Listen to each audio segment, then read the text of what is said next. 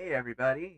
So we are back today. So yesterday when I left you, I was having a little bit of a problem getting the Lucid View to actually show my enforcer as active. Uh, I noticed about an hour after the stream, uh, it came alive. It was showing active. So I know we gave it the 15 minutes the documentation that Lucid View provides gave, but that clearly wasn't enough. So I don't know why it took longer. I don't know if if it's because this box is physically behind a triple NAT. I don't know if the point is, if you're deploying this somewhere for a client, it's best to actually pre-configure the device and allow up to an hour while you or your engineers on site to make sure it comes active in the system um, before you can call it good. So, but yeah, so there's a few things I wanted to go over now that we have it active. So, for example, let's take a look at the console on what we have for Lucid View. Um, so the fun thing is, I've left my HP stream connected to it physically this whole time. It hasn't been on Wi-Fi. I've been using it to surf the internet a little bit. So there should be some logs. I should be able to generate a report by this point. Um, when I tried it yesterday, a few hours into it, it didn't. But in theory, we'll see if we get a report today. So let's switch over to. All right. So we're gonna make me go away because you don't need to see me. Um, but yeah. So this is where we're at. So we have um, So you see, I've got three enforcers sitting here. This first one was actually meant to be this CRS 109 months ago, and I never actually configured it. But that was also before I realized that I needed to be really patient, just leave it plugged in for it to kick on. So the second one here, that's actually the half light that I tried to configure before I discovered that it was just unstable. The router was rebooting itself, and I left it in that configuration. So maybe that'll be a video for later on for why you shouldn't try this with like a crap device. And I'm not calling the Half Light necessarily a crap device, but its resources are significantly more limited than what some of the other devices that you would actually use. So, um, but yeah, so again, like I said before, the Half Light's really good if you're trying to get a hands-on experience with Mikrotik. If you've never done anything with Mikrotik before, if I don't, maybe you're a college student and your budget's crap, 25 bucks is a really good way to get into a device that will truly teach you networking. So, but yeah, so this one here is ours. So we're gonna hit log in, and so after I left you, I went and I turned on the IPS. And I might have done that on the video. I don't remember, but either way, so the IPS is on. Content filtering is on. Content filtering is quite active. And so that's one of the things I want to show you today is how you know the content filtering is working. So if you look, I have three different categories blocked. Um, so I didn't want to make it too restrictive just because I'm doing other things with the network. I just signed into the Twitch chat so I can watch that too. But yeah, so like for example, if we have adult content and we want to test that, I'm not going to test that on the stream. So what we're going to do instead, we're going actually no, I can show you what happens with a couple of different well-known ones. And so movie is a category where we're like torrenting sites. Curiously, the piratebay.org doesn't seem to be blocked. I don't know why. Um, I haven't had time to look into that or talk to Lucid View, but the system does allow you to manually add stuff. I haven't figured that out yet. Um, so yeah, so this one here, like I definitely tried to surf porn on it yesterday. So it takes a few minutes to generate the report. And just to be clear, I know that sounded bad. I was doing it to test this out. But yeah, so we'll see if that generates a report. But while we're waiting for that to load up, let's take a look at the categories. So there's adult, there's adverts. So if you're trying to block ads on your network, um, that one's kind of a dangerous one, especially if you're on a home network, because some sites that you use, like streaming services, rely on adverts to work. And like Paramount Plus, if you're blocking too much, it'll flat out not work. So that's one. Um, so this might not. So this is more of a service you wouldn't use at home anyway.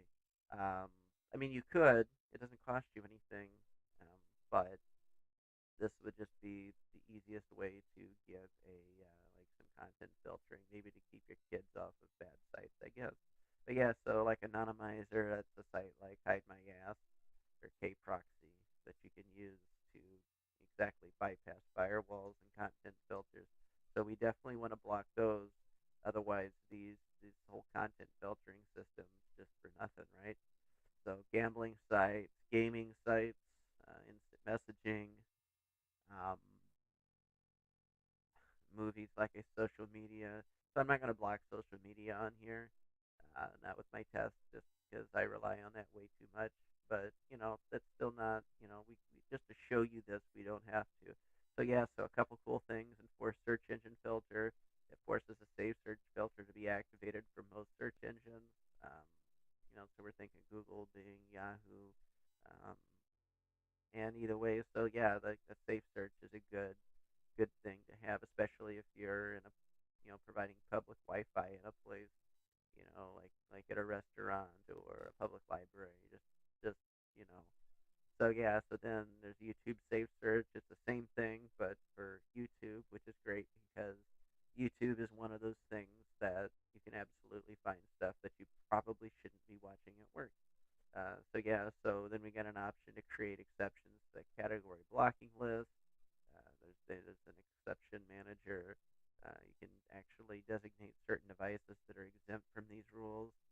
Um, so we also have whitelist and blacklist. So we got time rules too. Um, so if you want, let's just hypothetically say you wanted like a free for all hour where employees can surf whatever the hell they want.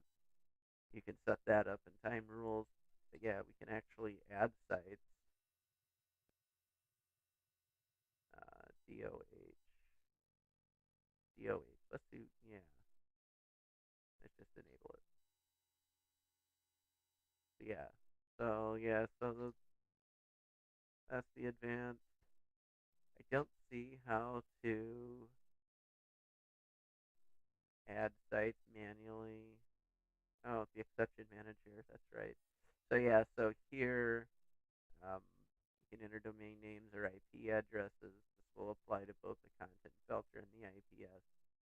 So if I wanted to add a site to the list and give it a comment, then we can, especially if you're on public Wi-Fi, um, and you don't want, and you know that somebody is complaining because they're going to a site. So like the piratebay.org is a really good example. So we'll test that here in a minute.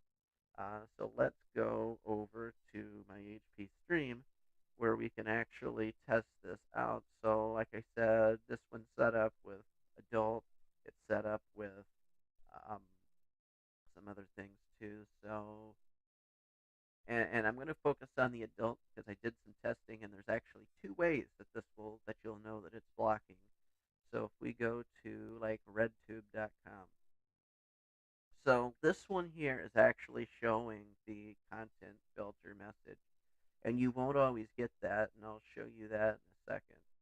Um, so yeah, so this one here, this doesn't go to you or anybody in your organization that manages this.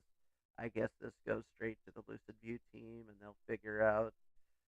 Obviously, I'm not going to click here because this is obviously supposed to be blocked. That's absolutely pornography, and you don't want that whitelisted if you've got the adult filter.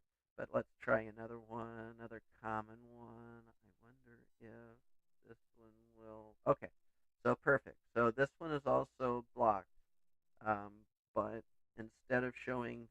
nice little content filter page, it's actually showing a problem with the SSL certificate. So that's the other way this is going to break.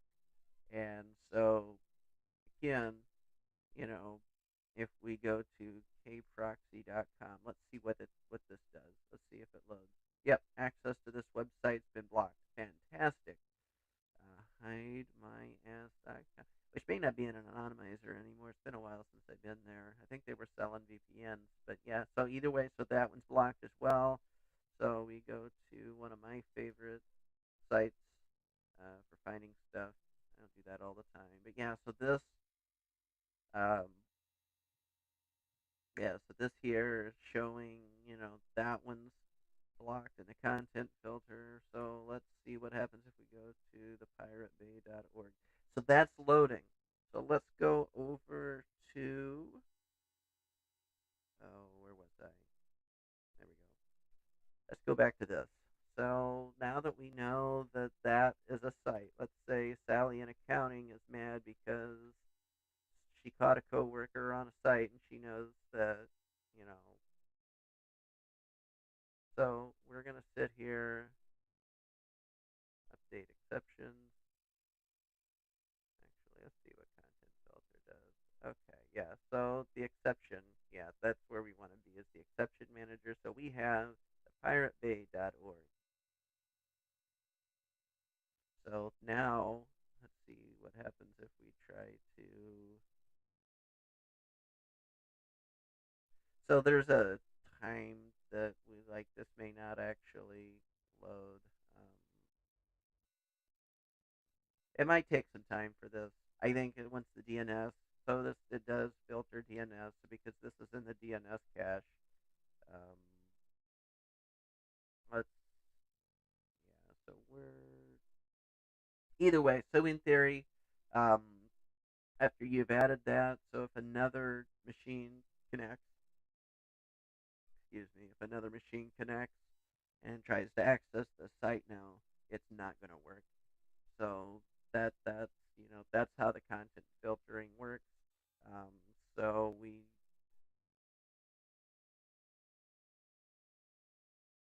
and I forgot to switch you over. No, I didn't. But yeah, so that's the So let's see what else we got in this. So we go back over to, I just call that Lucid View YouTube one. So this is going to be, just so you know, so we're going to be doing a lot more fun stuff with this. This is literally just the beginning of what I want to do with this. So yeah, so let's see if the enforcer report gave us anything. No log data found, no log data found, no log data found. Um, I don't know why it's not giving us reports. Let's see here. But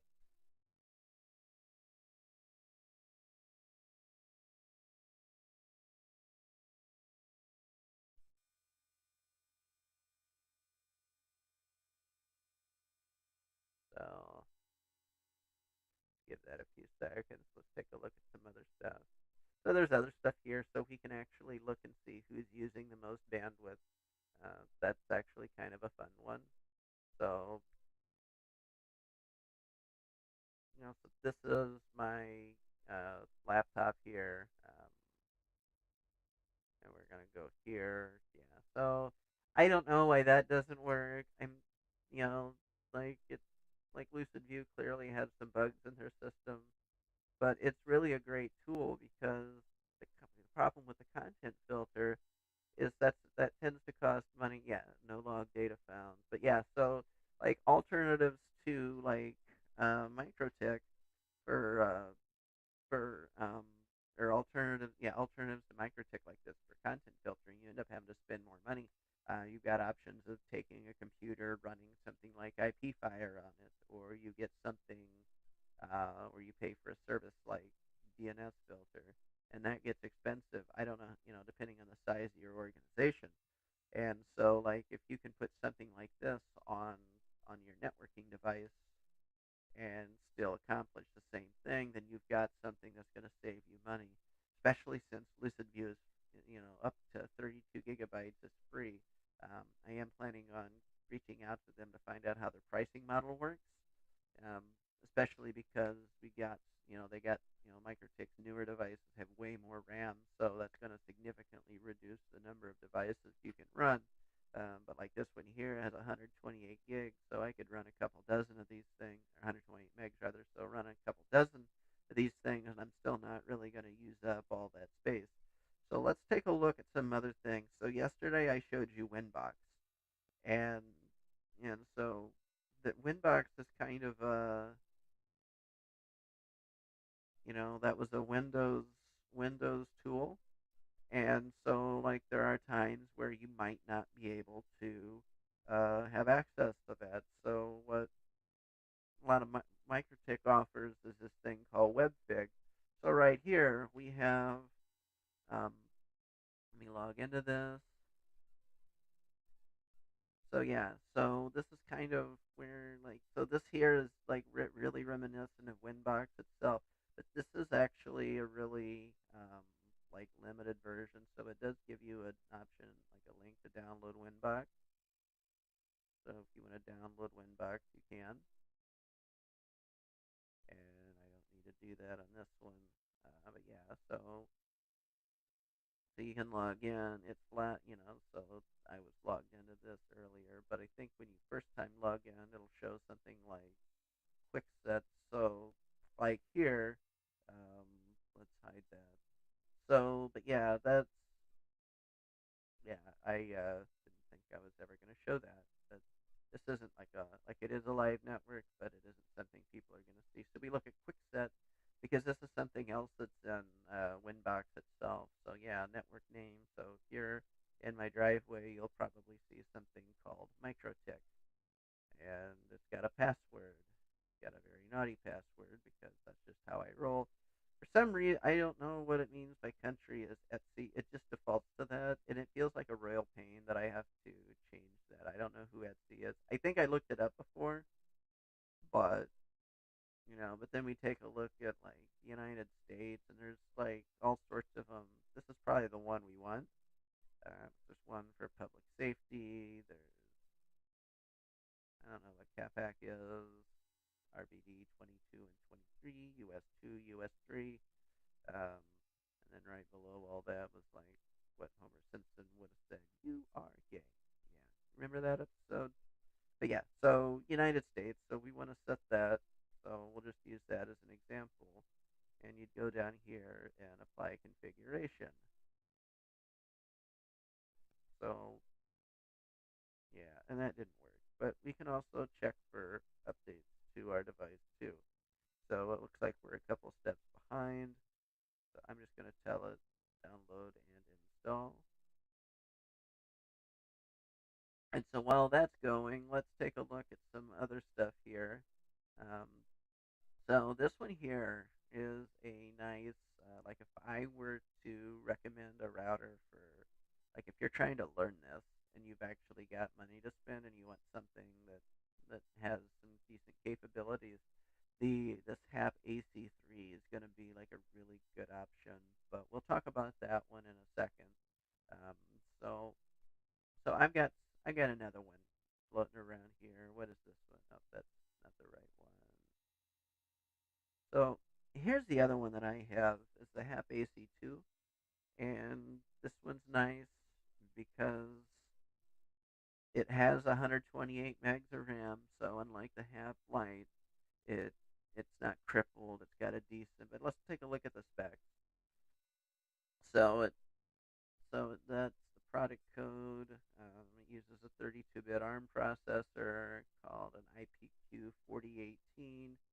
Um, and speaking of ADD, um, what I thought was really cool is if you look really close to that, the the port numbers, the port numbers, okay, they're like dice symbols, like the little dots on a dice. I thought that was neat. I didn't catch that at first, but they're not raised or anything. Like they're not trying to pretend to be braille, but yeah. So anyway, but yeah. So we look at the specs here.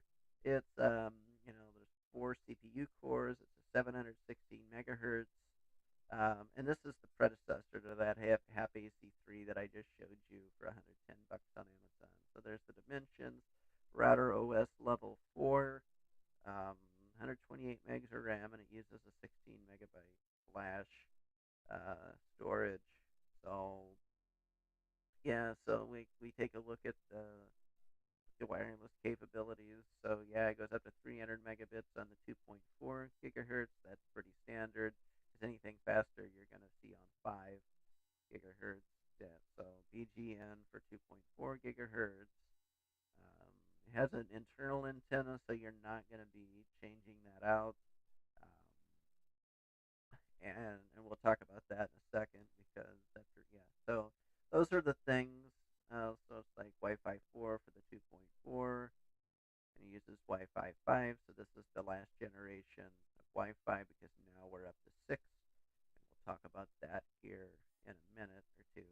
But yeah, so AC 1200. There's definitely faster ones you can buy, but this one was meant to be like this one. This one goes online right now, like between 60 and $80. It's a really good one. So I've seen a lot of like places, like a lot of companies that do specific hotspot support and run hotspots, for example, which is going to be a project that we do here. Um, I might do that today on the live stream, but either way, we have, they'll use this one because it's a low cost device. The wireless range on it's decent, and if you're like a small coffee shop or a small store or whatever, um, this actually gets the job done wonderfully, and that's that's one of the cool things about it. It's a really capable little box, even though it's older. But its replacement was the HAP AC3. This is a $110 device, and so this one here is definitely like I would recommend this one, just because it's the one that's most accessible. So it has twice as much RAM. So again, if you're using Lucid View, you got to be mindful of the amount of RAM. So 256 is still reasonably low enough that you could run a bunch of devices. I don't know what your goals are, but this is definitely a thing you want to consider if you're planning on using Lucid View with your Mikrotik devices, and you absolutely should. Just because by themselves these devices don't have an IPS function, they don't have a lot of security. You don't have any real security functions that you would need, and this is why a lot of people pass up a Mikrotik and go with something like Unify um, or if they've got the budget, something like Fortinet or WatchGuard. And so, but yeah, so either way, this one here. So so the HAP AC3, it looks like it's 760 megahertz CPU as well. So it's a newer generation of the older ARM processor. So it's the 4019 instead of the 4018 at the same clock speed. Has the same, so it's similarly capable, but it has twice as much RAM, and it has 128 megs of storage. So the HAP AC2 only has 16, and it uses NAND instead of flash. Um, so that's a better flash technology. But yeah, so either way, so again, 2.4 up to 300 megabits. Um, I think that goes faster on 5 gigahertz max data rate, 867 megabits a second. Let's look at a comparison. Yeah, no, it's the same. But either way, so again, it goes up to Wi-Fi 5 for the 5 gigahertz. So we're talking something that's really similarly capable. But some of the things that are different is that those antennas are replaceable. You can change them. You can add other things to them. And so that's what, and it also has a PoE out port. So these things are powered by a small power brick, so it's not going to put out a whole lot. But I believe you can run like another access point off of it, like a HAP AC2 or one of their caps. But either way, but that's a feature that this has that's really nice. And so just to be able to change out the antenna, up until I was looking today, this was the highest end home geared home geared router that they have. I say that because it's also all of these, like the HAP series, the ones that I'm showing you, are excellent as Soho routers as well, just because of the things you can do with Mikrotik. These aren't limited as much as like a Linksys router from Walmart. Okay, so these are going to let you do things enterprise enterprise level that you wouldn't be able to do with those others. So even though it's advertised as a home router, even though you can go over here to WebFig and really, yeah, you can really use it like, you know, like a home router. Yeah, there we go. It was just lagging a little bit. Yeah, I'm gonna hide that again. But yeah, so it's like, so you don't have to necessarily be like a network engineer to be able to use one of these devices. But if you're trying to study networking, you can do so much more with these. But I want to show you another router. I haven't been able to find this source for them yet. I have AX3, and this uses the Wi-Fi 6, hence the AX, the 802.11x. And so, you know, once again, it looks like it uses the same shell as the AC2, or AC3 rather. It has the replaceable antennas. Um, so this is more. So now that we're looking at like internet connections are getting faster, this is where I'm saying like this is more of a like business class thing. Like if you've got like gigabit internet at home to your house, you're fine with the AC3, and because that WAN port's only a gigabit. And so, but on this one, the real cool thing is it uses has a 2.5 gigabit port. So if you've got super fast internet at home, you can go up to 2.5 gigabits with this router, and it's going to handle it just fine. So but yeah, so this one has 1 full gigabyte of RAM and 128 megs NAND. Um, so just so you know, so part of the reason why they give you so much space isn't because Router OS is going to use that much.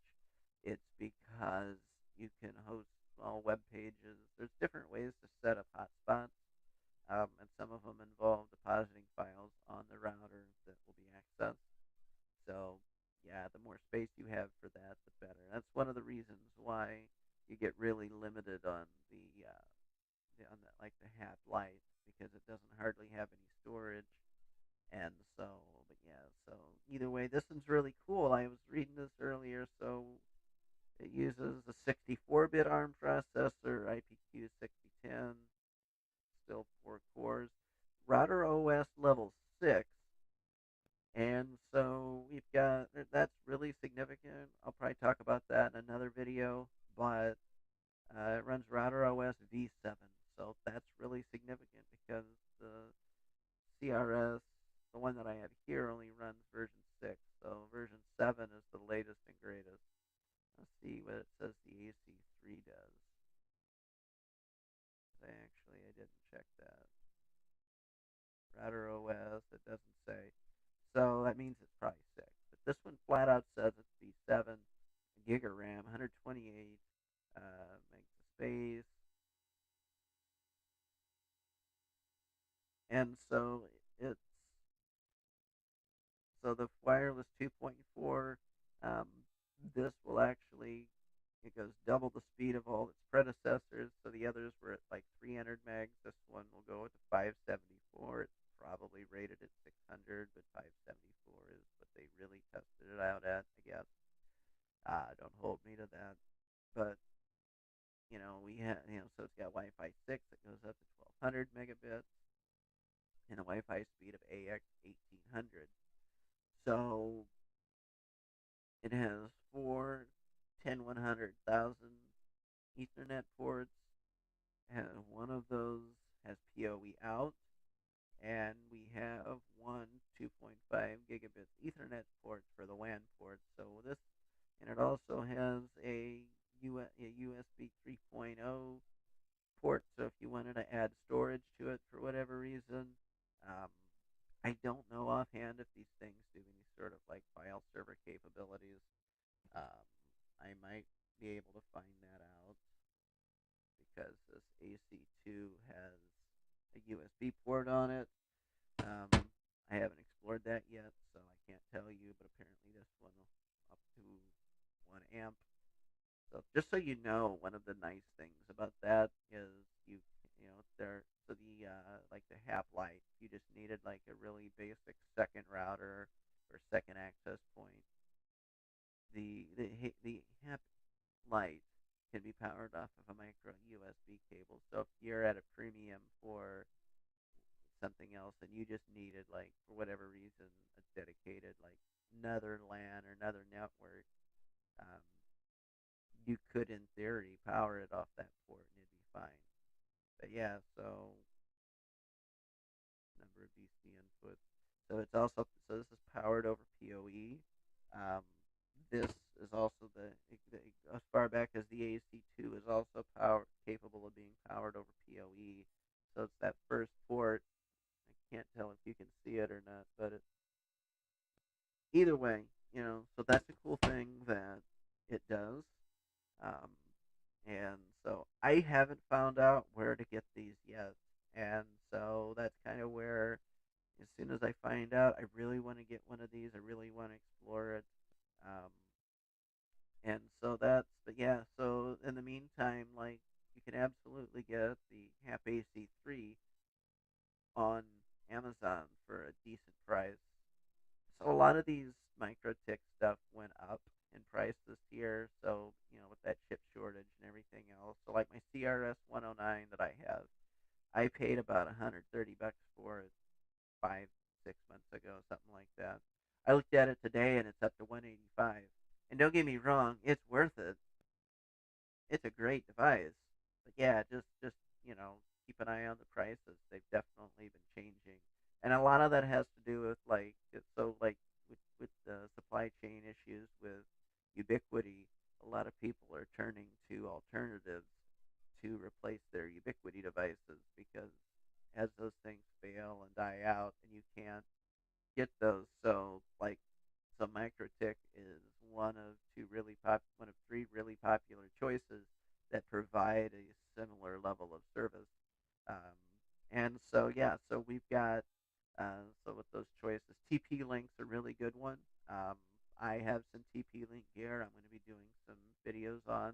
Um, so TP Links are really so they have probably the closest thing to Unify that I've ever seen without it being Unify, as in the controller software looks really, really close to what Unify's controller interface looks like. So, for those of you that don't know, these devices, so Mikrotik by itself, they don't have a centralized cloud service yet. Um, and we'll talk about that in a minute. So with Unify, they're really famous for you get multiple devices, you have entire networks, but you have one page, one site, one URL you log into, and you can manage your entire network. And so TP Link decided that they were going to create, whatever word you want to use. They want to do the same thing, and they did. And so, like TP Link's Omada controller software looks incredibly close to Unify. I don't even know how they haven't been sued yet. Um, but either way, it is really close. So if you like Unify and you want to have something that's familiar, um, you can go the route of TP Link. The only downside is TP Link doesn't seem to have anything that serves as like an IPS firewall or whatever. So that's going to be a huge limiting factor in your decisions when you're deciding what you're going to recommend to a client or for your organization. And again, so that was one of the huge factors that played into Microtech. So let's take a look at what Microtech has to offer with that because so officially Microtech is supposedly working on like something like that, and that would be really nice. Um, they kind of sort of have something like that now with this thing called Capsman. I haven't played with Capsman yet, but apparently you can kind of set up something like a local controller. I don't want to describe it because I don't, I'm not fully familiar with it and I don't want to get it wrong, but Like here, you can set up, like, let's take a look at this interface. So cap interface, so we can add a new cap interface, um, provisioning. So like, so again, so provisioning is one of those features that these controller softwares with Omada and Unify are really popular for, because as long as the, the central controller is familiar with the MAC address and you set it up in the MAC ad, the MAC address in the controller, um, it's going to let you configure that. All you got to do is plug it in, and you just give it a few minutes, and it's a completely touchless configuration, which is really nice. And that definitely saves time out in the field too. And I want to point out that that's a big help to a lot of IT companies that employ, right, that's a bad word, that hire by contract smart hands technicians that aren't, so they can, so like on Field Nation or Work Market, they can pay a smart hands tech a lot less money than an actual engineer, and so it saves them money, which saves their clients money, because all they got to do is send somebody that knows how to plug crap in. Go ahead, change this out, plug it in, talk with this guy on the phone, whatever. And so it's definitely a good thing. Um, and of course it saves time. If you don't have to have some, even if you are that engineer that's the one doing it, you don't want to be wasting your time trying to configure something, um, especially if you're in a hotel with like 50 access points and you're replacing a dozen of them. That's going to be a pain in the ass. So that's why these come into play, and you can do that with Capsman. So what I do know about Capsman is any router OS device, excuse me, any router OS device can be a Capsman server, I guess is the word. So like this one here is capable of doing it. You can add configurations. So like this is pretty cool. So there's the provisioning aspects. You can set up configurations. So if you have multiple SSIDs, the channels, data paths, any sort of security configurations, like setting up authentication for, um, like if you needed to use LDOT auth for a certain SSID, you can set that up. And so if you have an access point that needs to be replaced at a client site, as long as you have uh, the MAC address, and you should be logging your serial numbers too. But as long as you have that MAC address and you feed that to Capsman, as soon as that remote tech, that on-site tech plugs that in, and it reaches out to the internet with its default configuration, it will be able to accept your configuration that's configured on the central server. So that's one possible usage of one of these half lights, where if but again, um, this device here, like if you're deploying one of these, like the CRS 109 or some of these others, every one of those is capable of being Capsman server. It doesn't really matter what you use, and there's all sorts of features that we have, and I'm going to spend time um, looking into this. And this is probably going to be like, this is definitely going to be a video. I definitely wanted to do something. So yeah, so I have this device. This device is going to be, so this CRS 109. Let's talk about the future for the CRS 109. So I've got this Lucid View set up. Um, we were talking about some other stuff too. So like hotspot, I've set up Mikrotik devices using the solution from hotspotsystem.com, and that's a really nice out-of-box way of setting up a hotspot system with a captive portal. They agree to terms and conditions. It's branded to your company or your client's information. And so if you're looking for a solution like that that's low cost, you can absolutely do that with hotspot system. So what I want to do is like make like a little series of videos where we've already went through. the Lucid View setup and exploration. Um, and so the next thing that I want to do is explore the hotspot system. And there's a very particular reason why I'm doing this order too. So like when you set up Lucid View, as we discovered yesterday, when you run that script after if you do a reset and you clear all configuration without the default configuration, which you want to do by the way, um, and you run the Lucid View setup, you it doesn't actually set up your LAN at all. Um, so there's no DHCP, there's no local, no nothing. And so when you set up the hotspot system script, that actually takes care of that part for you. And so that works out to being something that would make it an easy step too. So I want to set up this, this box next to not only have Lucid View but also um, have the hotspot system set up. Because what I want to do is we're going to pretend that we're setting up a like a small office or a restaurant, just something, just pretend, right? We're going to pretend this is a real company, that they're going to have um, their own internal network, obviously wired.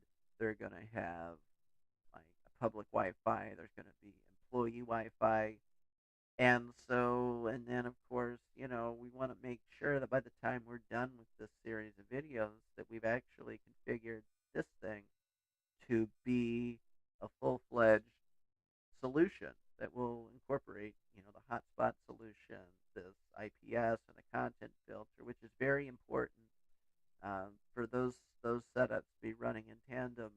And so, obviously, with all the software that we're setting up, again, this is another reason why you don't want this to be something you set up on a half light that doesn't have any adequate resources. Because if Lucid View is making the half light crap itself, we absolutely shouldn't be trying to add things like hotspot system.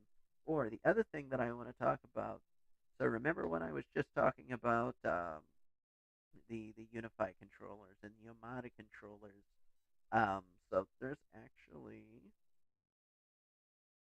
and a solution that exists for Mikrotik. This isn't made by Mikrotik, and so depending on how you feel about using third-party services to manage your device, it's not provided by um, the manufacturer. You may not want to do this. I'm going to be setting this up anyway. They've been around for a while. It's called remotewinbox.com. So let's take a look at what we're looking at here. So, so what this is centralized control.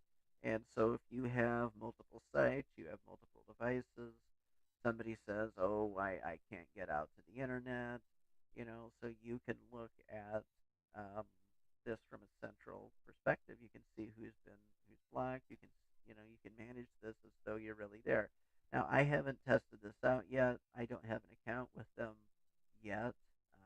I'm absolutely going to. So, and that's very low cost. So they have two services: Remote Winbox and Admiral. Admiral's more of like a pricier version of it that gives you a lot more features. Admiral's more geared towards the enterprise, but Remote Winbox will give us what we're looking for, and especially like if you're like a small MSP, or you're just small, or you're just trying to experiment and learn this stuff, you don't need Admiral. Get Remote Winbox. Yeah, so it's like even with the basic compared to Admiral, this is really good for ISPs, MSPs, and SMBs. You know, and because again, Admiral is geared towards like medium to large enterprise. So if you're not a big corporation, there's almost no reason you should get Admiral. But I can see, there's other reasons you might if you're smaller, but you have to make that call yourself. So, we have historical live data. Let's take a look at the features. So we can manage backup, so if we had to store config files and reconfigure a device, we can immediately back up the configs for your Mikrotik devices. So let's say a fire happens or a flood happens, and a bunch of Mikrotik devices are destroyed. You can redeploy those things easier because you have the configs backed up centrally, and you don't have to worry about it. It's just worth paying for. You can manage firmware updates. Um, as you can see, like at the beginning of this video, I did a firmware update on mine. And so if you know, that can turn into a hairy situation. If you've got more than a few devices, you definitely want something, to keep track of this centrally. And again, this is one of the reasons Mikrotik often gets passed up and why Unify was so popular, why TP-Link Omada has been so popular. And the other one that people go for too is is Cisco Meraki, but Meraki has a like a small business version, and it's a little different. So that's the one that a lot of people too are picking. Let's see what that's called. Meraki Go. That's what it's called. And so it's just MerakiGo.com, but we're not really going to get into that today. But yeah, so those are the three options. Like if you're looking at, trying to find something other than Unify, I would definitely consider Meraki Go if you can get them because it's run by Cisco. Uh, those devices are highly popular, especially because a lot of the people that are picking it are Cisco certified. That's been pushed in the industry for decades, so they're naturally going to like their Cisco solutions. And there's nothing wrong with Meraki Go, um, but yeah. So yeah, so we got Fleet Commander. Sounds like a Star Trek online game, right? I have that on my phone. But this one's a command and control solution for Mikrotik hardware. Again, this is all meant for central management of your Mikrotik devices. And so this is now they're starting to talk about Admiral, and but yeah, it's remote Winbox plus all sorts of other stuff, including having an on-premise appliance. So if you don't like the idea of it running in the cloud, um, and you want to run a central management solution for your Mikrotik devices yourself, that's when you would get Admiral. That's the other reason that I would suggest Admiral in this case. But yeah, so all-in-one solution. Here's the additional features of it: login manager, user manager, security scanning, and user app. Of course, they share with your beta features. And then this is because you can create multiple admin users on your Mikrotik devices. So if you have employees that need their own logins, instead of sharing the master login, which is a good practice for authentication and security, you can centrally manage that. So if you want to give your new IT analyst um, access, they'll have their own logins. And so security scanning. So yeah, this is nice. I just again, I don't know fully what they do, but they do some sort of security scans and notice of Maris exploits.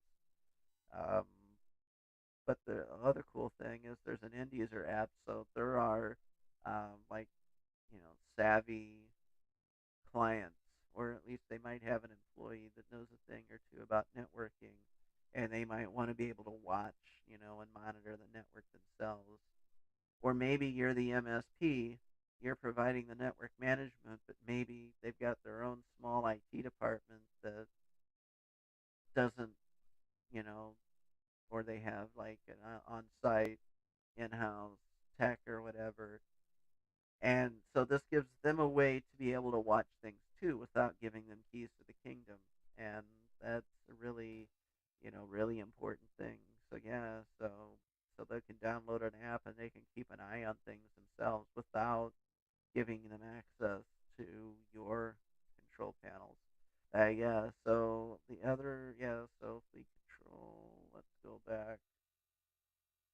Um, let's take a look at pricing. So I'm saving this for a third video. I really, really want to do the hotspot system next, just because as we're going through this. So like the Lucid View gave us a basic configuration. Um, this one, you know, you know, so the hotspot system's next because again, we're pretending we're setting up a like a small office network or maybe it's a restaurant. It's whatever you want, but it's like a small place. And so yeah, so but then after we're done, we're gonna set up the remote central uh, administration, and we'll go through that. I'll spend some time on a video doing that. So I'm gonna take a brief intermission, and we'll come back and we're gonna get started on this hotspot system stuff.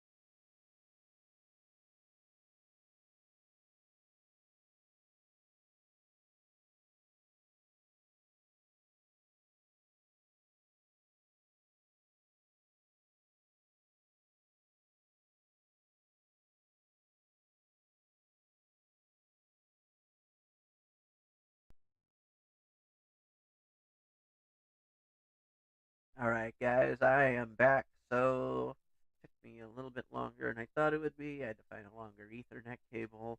As you can see, I've logged into the hotspot system portal.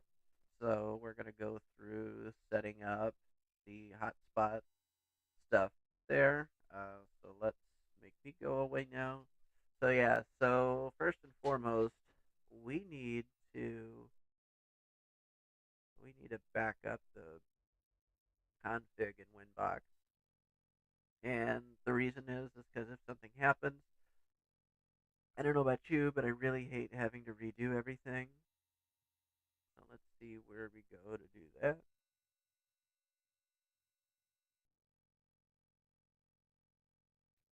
That's a really good question.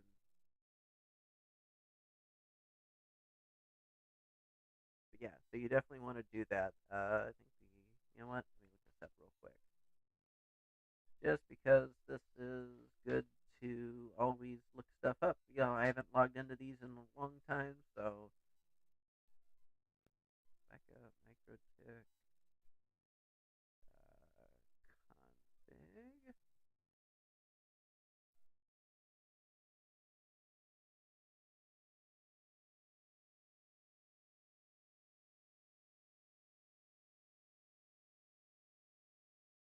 Yeah. So this is what we do. We go over to files and we're going to back up. And so this is going to be Lucid View installed. Just because I want a document, you should set a password. Um, we're not going to encrypt that, so you should, but I'm not. I don't want to try it. So yeah. So now that we have that, you can actually download that file and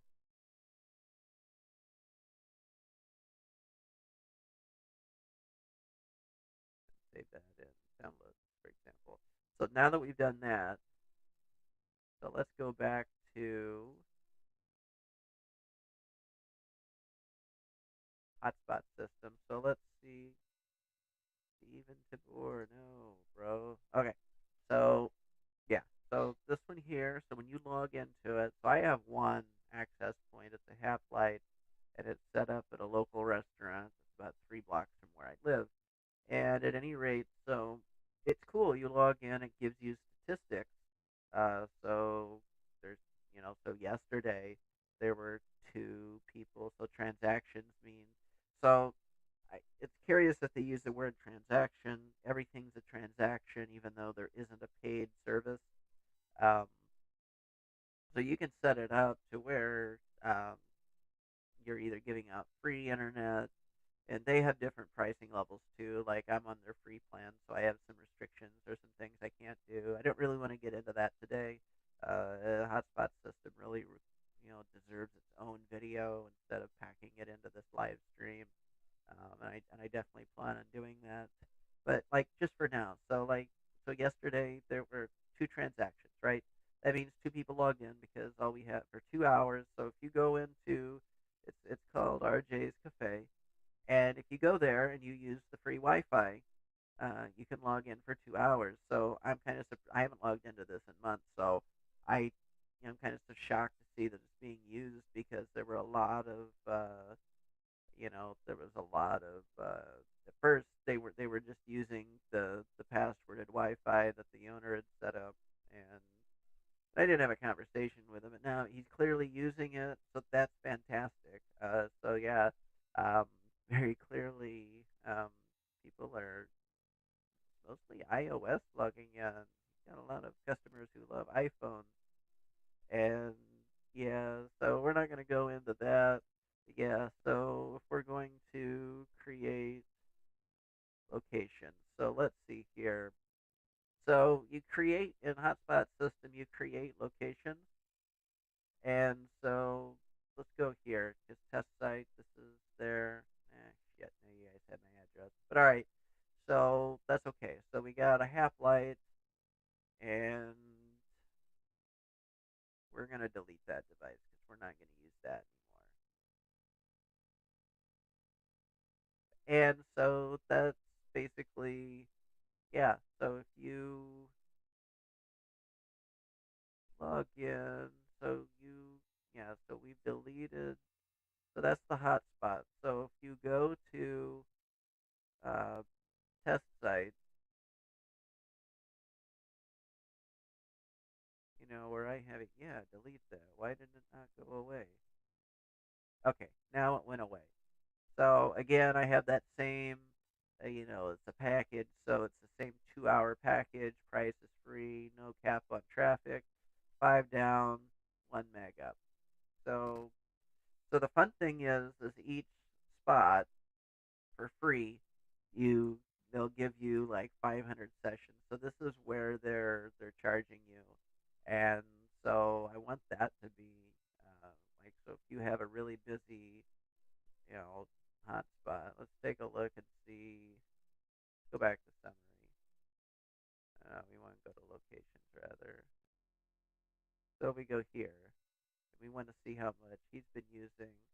So yeah, so far this month, 12 free sessions, and this is the 13th day of the month. So yeah, we go back here, and we go back to test site, and so we're going to create one. So there's different setups. So if you're trying to blanket the site with um, multiple devices, um, you apparently they support up to six. Um, so that's interesting, but that makes sense because you're not going to at any rate. So this is the first one. So the hotspot network, we're gonna leave. So it's already configuring. So this is still separate from what Lucid View sets up. And so I want to, so we're going to find out if, just to see if this counters the content filtering in Lucid View. So at any rate, so we're going to set this up. So they give you that text, and basically you're just going to paste this into terminal. Uh,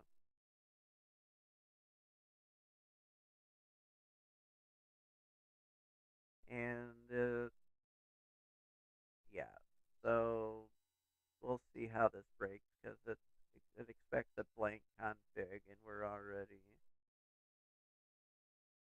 So we'll see.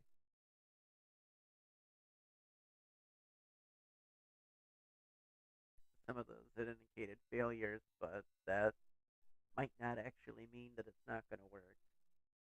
I think it was trying to overwrite some of the network settings, and I kind of don't want it to do that.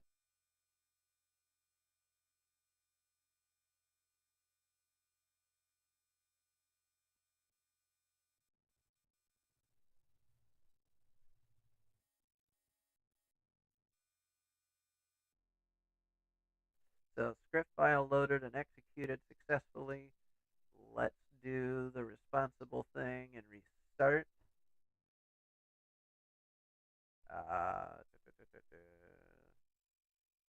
Shut down. No, reboot's what I'm looking for. Yeah, reboot the router. So we're gonna go back. We're gonna reboot this. Let's give it a minute or two to see what we've got. Um, so it's rebooting right now. But yeah, so you can kind of see that they give you an easy configuration. Again, we need to, I really want to go through and explore all the settings for hotspot system um, in its own video. Obviously, you can control the appearance of the page. You can control the way, the turns. You can customize everything there is about that captive portal page. You can control how much bandwidth somebody has. You can give them. You can offer like paid, like faster bandwidth plans. So if I wanted to give, have a 10 megabit and 2 megabit up for people that want to pay me, I don't know, $10 for 2 hours, or, well, that's kind of expensive, but just an example. The options there. So yeah, so let's see. Looks like the router might be back up, so let's go back to that. Yep, there we go. So we're back up. So let's see what.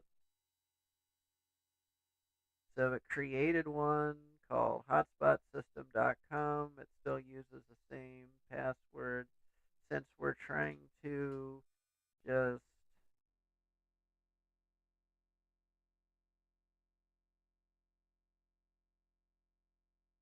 let's see. What if I want? There we go. So that's how we can set something up that uses. So if we go back to that and let's go to our um, to my HP stream here. So if we're looking at this now it should happen. So yeah, so I pull the cable. We're gonna connect hotspotsystem.com. So you can change that in the in your config.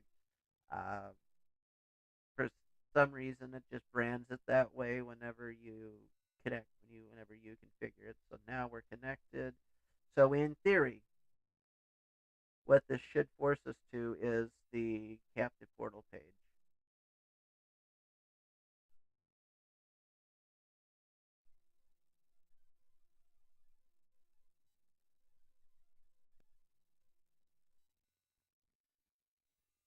So why don't we have? So we're gonna go over here.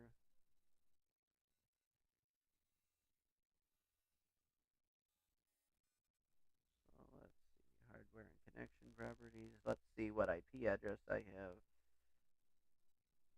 In case you're wondering why I'm not using the command prompt to check all this, and I'm using the GUI, this thing is stuck in S mode. Well, not stuck. I choose to leave it in S mode. But yeah. So yeah, according to this, I'm connected using those DNS. It's fine. But yeah, so it should be.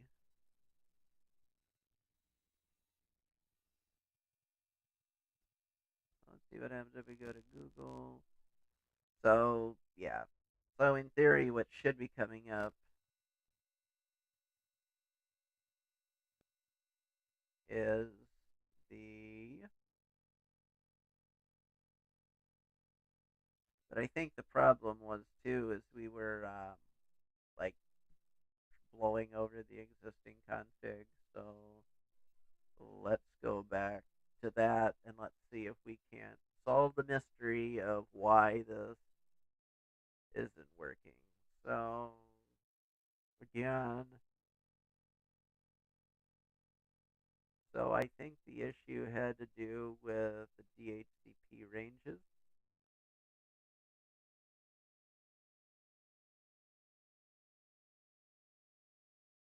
So this is the DHCP range, and I want to see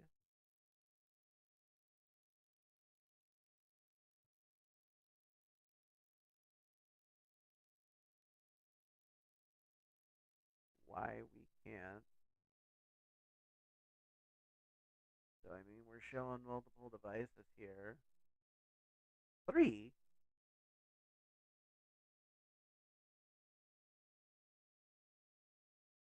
Well, you're weird. Anyway, so yeah.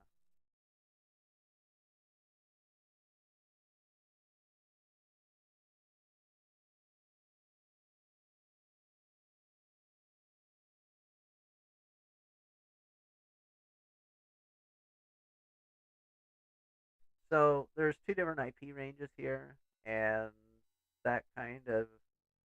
So again, because we had that other one, let's just blow this away. Remember, we backed up the config, so we can delete that. And so I should be able to go here and reconnect to it,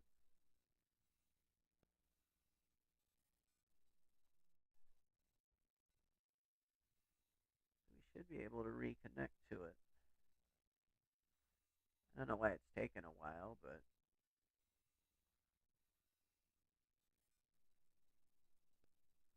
alright, I guess. And Twitch still says I have one viewer. Come on, talk, whoever you are. Hi, thank you for coming. Alright, so it says no internet. Open. Let's go back over here to see, do we have an IP address?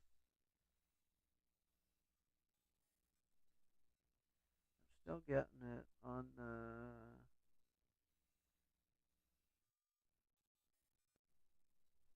wrong range. So let's see where else this is coming into play at. So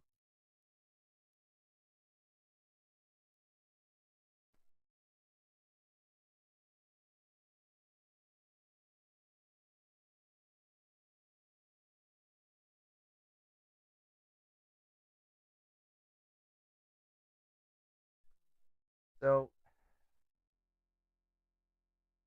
HTTP server. We kind of sort of want that running anyway. See what port mapping is. No, we don't want that. That's not what we want. Okay, so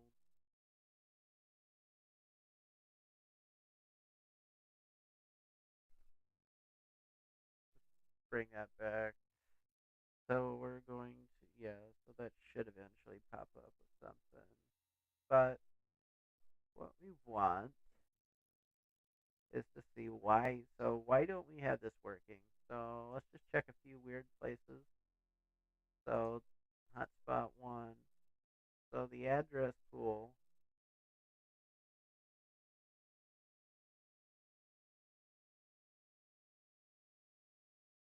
HS bridge. Let's see what happens if we change this to WLAN 1. So miraculously, all of a sudden, we have, it says we have internet,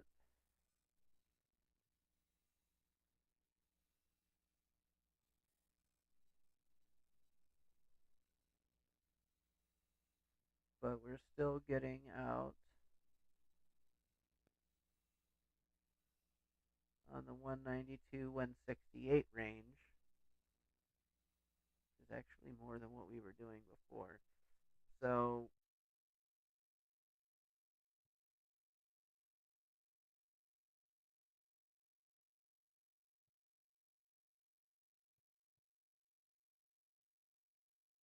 I don't know what that's for. I probably shouldn't destroy that. Active host, IP binding, service ports, like, I mean, this is neat. So yeah, so we're going.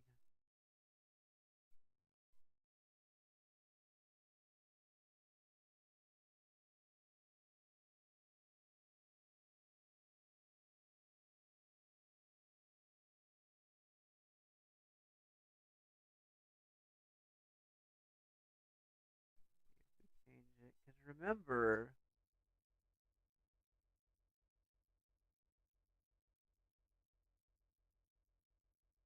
what we were doing was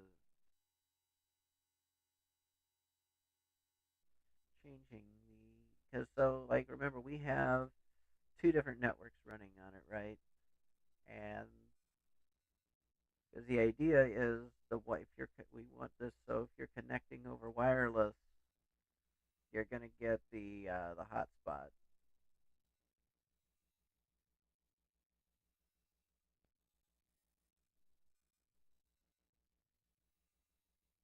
And so I'm hitting it, I'm swinging and missing here. Like I'm still getting the 192, 168. So just for the heck of it, change this all back to the way I had, way it was. HS bridge, we're gonna change HS full 3.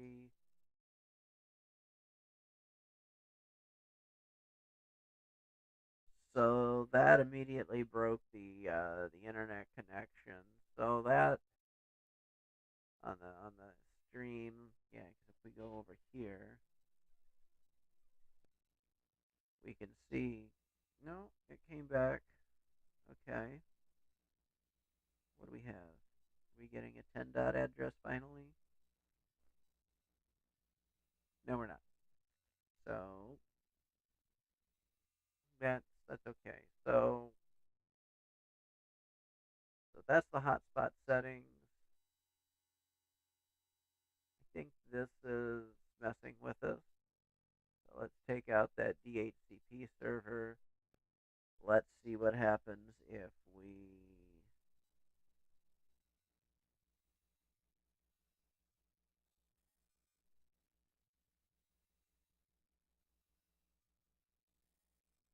reconnect. Now that should be the only DHCP range on there. So I'm still pulling a 192 address instead of a 10 dot. So why? DHCP server. We're going out. Remove. So we should be getting on in this range.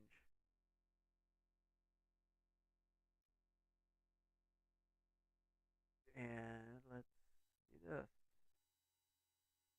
Let's reboot this puppy.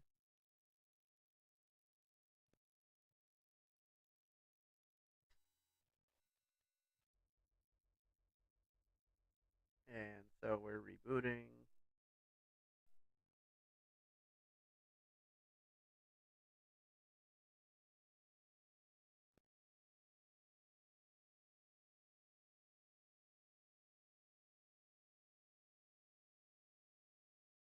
So when this one reboots, it's actually got an LCD and it's nice. It's starting services. Now we're back up. So this should work now.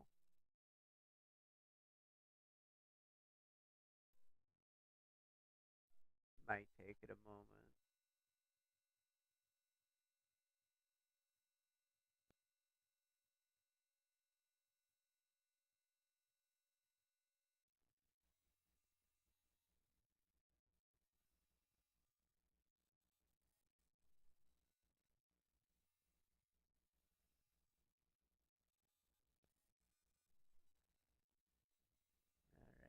Alright, so I'm back on the stream here. Let's see what happens if we go to hotspotsystem.com SSID because it's still not connecting to.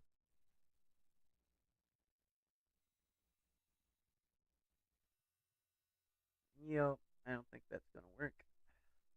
So one of the things that we can do here is we can refresh.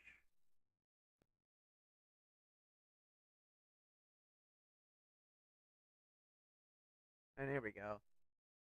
So yeah, that's the lovely thing about Winbox is you can get back into it. And so again, so let's see here, what kind of IP address am I getting over on the HP stream?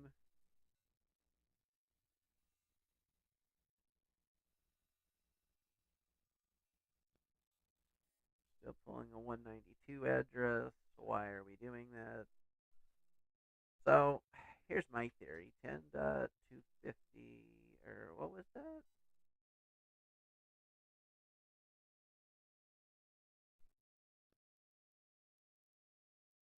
10.5.48.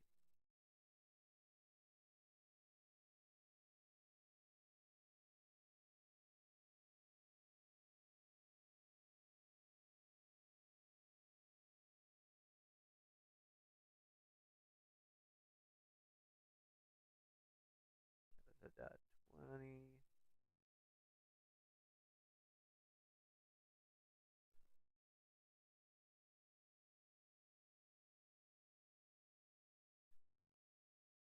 Uh,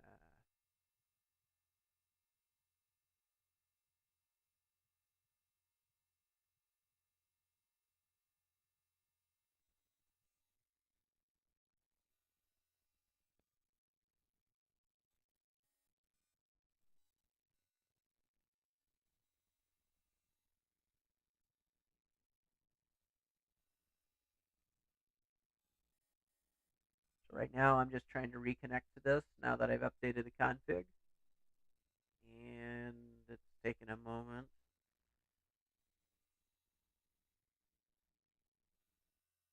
I figure once, like once this is all done, I'll be able to tell if it's like gonna like work. But right now, I think it's gonna fail. I think it's gonna fail to get an IP address. Yeah. So the wireless client, yeah. So it's not even pulling an IP address. So we can actually see this over here.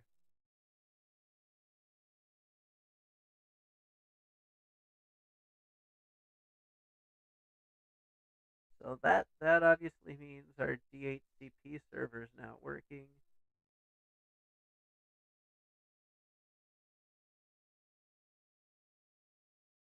So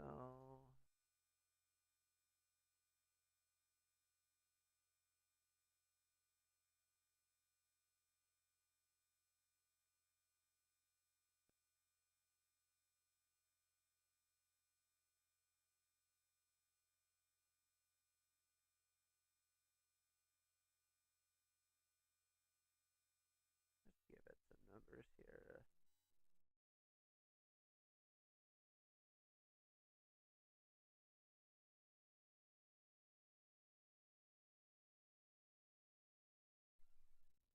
Let's just see what happens if we reconnect to it.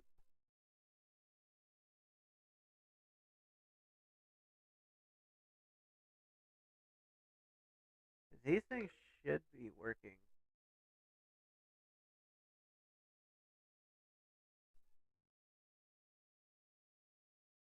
So again, it's trying and it's failing. So for whatever reason, let's just give it what it wants. Because for some reason,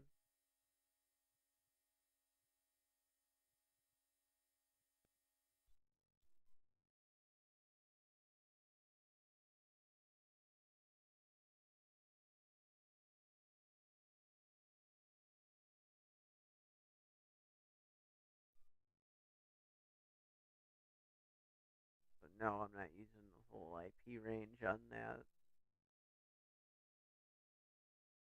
Okay, so after changing that, we finally have what it believes to be an internet connection. So let's try going to google.com.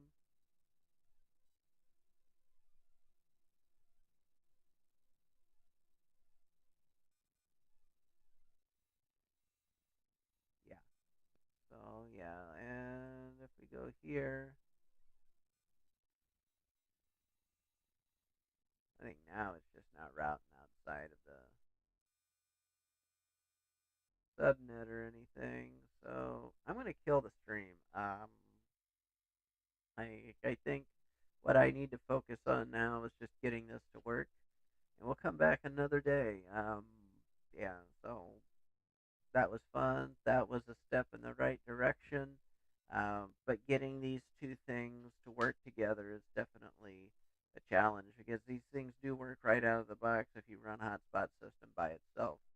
Uh, and maybe, just maybe, I should have run Hotspot System config first before running the Lucid View. I don't know, but we'll go ahead and wrap this up for the day. Um, then next time I see you, we'll have this working, have this fixed, and I'll explain